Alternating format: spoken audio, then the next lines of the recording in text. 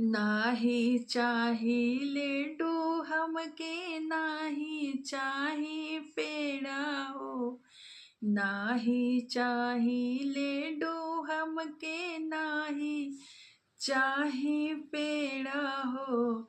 जनवरी के महीना में पियऊ, जनवरी के महीना में पियऊ हथवा गोड़वा पलई है हो।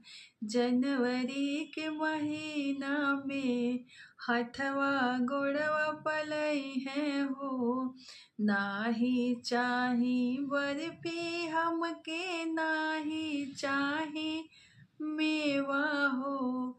नाही चाही बर्फी हमके नाही चाही मेवा हो। जनवरी के महीना में पियऊ, जनवरी के महीना में पियऊ मत जइहा तू दूरी हो। जनवरी के महीना में ही मत जइहा तू दूरी हो।